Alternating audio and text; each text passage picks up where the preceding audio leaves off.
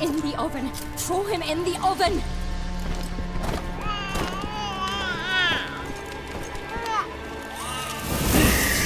This is just one of the patently deranged choices we are expected to make while playing as Geralt in The Witcher 3. This game and its predecessors are absolutely full of both satisfying and mortifying decisions. But unlike most successful choice-based RPGs out there, Geralt isn't exactly a malleable blank slate you can roleplay with. He's an established icon of fantasy fiction. Yet somehow, CD Projekt Red managed to strike a perfect balance between player choice and character integrity. In fact, it's so perfect that we're confident in saying Geralt is a perfect protagonist. I'm a witcher, not a gigolo. Don't flatter yourself. Geralt of Rivia was introduced to the world by Polish author Andrzej Sapkowski in his 1986 short story simply titled The Witcher. Sapkowski would go on to write an entire collection of short stories featuring the rugged monster hunter as he battled various folkloric creatures with new, brutal, and sometimes lecherous twists. Later, he would expand the Witcher universe even more with a series of full-length novels where Geralt and his cast of friends and enemies would be further fleshed out into the characters we're now familiar with. Today, the Witcher franchise isn't just restricted to the page. It's been adapted by Netflix into a live-action TV show and expanded with 2 animated movies. And, of course, the world has also been rendered to near perfection by CD Projekt Red over the course of 3 highly regarded video games, with a 4th currently on the horizon. And while most fans are excited at the prospect of playing as Ciri for this upcoming installment in the franchise, a small part of us can't help but feel like without Geralt, the Witcher series will feel incomplete. In a land full of violence, debauchery, political upheaval, and just plain stupidity, Geralt of Rivia is a singular voice of reason. He's the lone white wolf stalking the plains and valleys of the continent, righting wrongs wherever he sees them, or actively making them worse by accident. He's a learned scholar, a master swordsman, a practiced hunter, a skilled mediator, and a poet. Want to hear a limerick? Sure. Lambert, what a prick.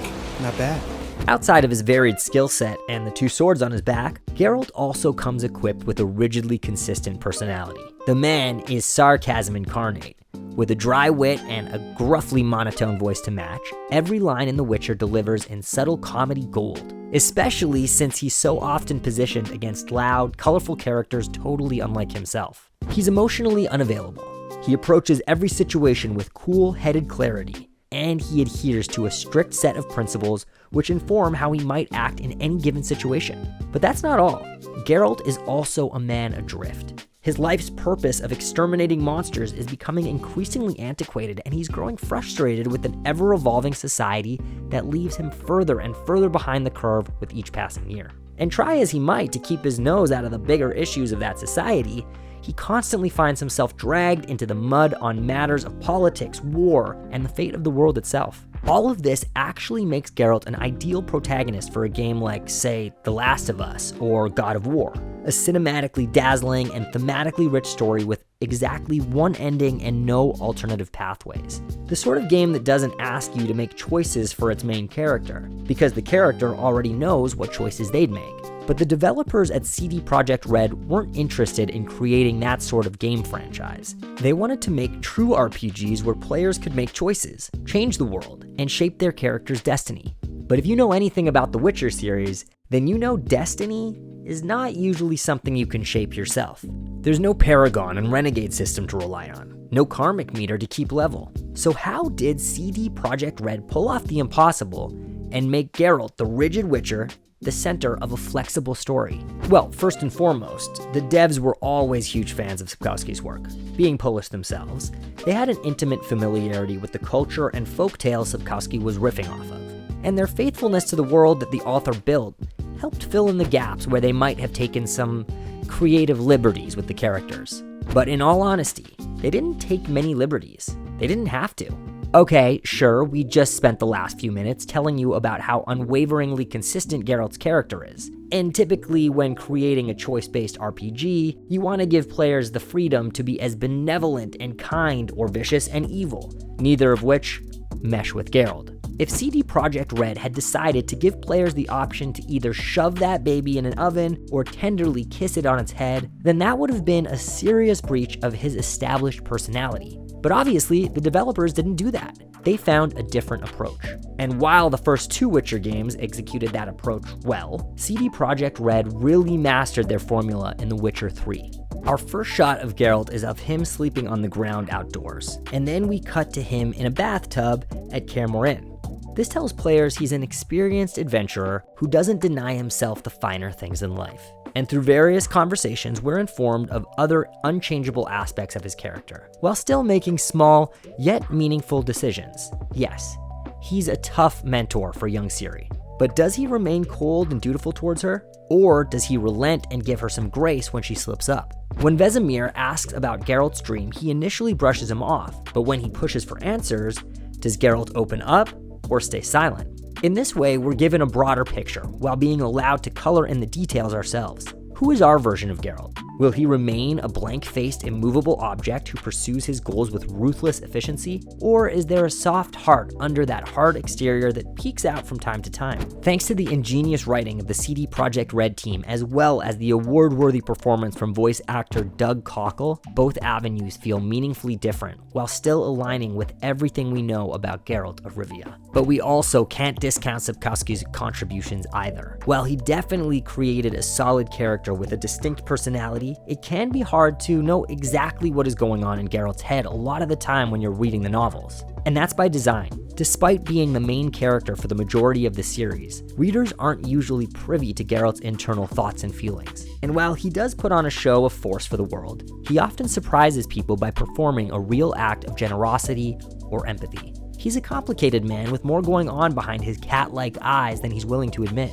And that kind of ambiguity lent itself really well to CD Projekt Red's vision for their choice-laden Witcher series. Obviously, some of the bigger choices in the game are pretty contentious within the Witcher fandom. Various political plot lines, romance options, and the end of Ciri's story can change drastically depending on the choices made during your playthrough. And since none of it is canon to the universe outside of the games, that's not a concern. There is some dispute over which are the best choices, but what's magical about The Witcher 3 is that no matter which ones you choose, they feel like the ones Geralt would have made. Since we don't have a direct line into Geralt's brain, it's up to the player to decide what they feel is the most logical course of action. What would their version of Geralt do? Which side would he fall on? Just like in the books, there's often no clear right or wrong answer, just the one that feels right in the moment. And since Geralt declares no allegiances to political figures and has no definite ties or responsibilities to the people in his life, in the games at least, you can steer the story in any direction you choose. There's also the matter of Geralt's past. While he does have a canon story in the wider universe, the games play it pretty fast and loose. He doesn't talk much about his parentage, or how he came to be a Witcher, or what kind of psychological toll the trial of the grasses took on him. He doesn't talk about it because Geralt isn't in the habit of trauma dumping on strangers. But the lack of detail serves a useful purpose too. His sorceress mother and his early days training at Kaer Morhen aren't integral to the plot of The Witcher 3. So why bring them up? The less players know about Geralt's early history, the more they can fill in their own backstory for him. That strengthens their sense of roleplay and leads to a more complete feeling of customization. It all adds up to an artfully constructed game with a compelling main character that is both moldable and defined. It's a feat that most major gaming companies can't even dream of pulling off, and yet, CD Projekt Red managed it flawlessly. Maybe that's because they play double roles as both a developer and publisher, so they don't have the pressure of a third party compromising their vision. Or maybe it's just because they stacked their dev team with talented and passionate artists with a connection to the source material. Either way, the result was a perfect protagonist. Fascinating story. Any chance you're nearing the end? Thanks so much for watching today's video. If you enjoyed it, make sure you let us know by hitting that like button and subscribing to the channel. And if you're still here, chime in the comments. Do you think Ciri is going to be a good protagonist in The Witcher 4? Or will Geralt always be #1 in your heart?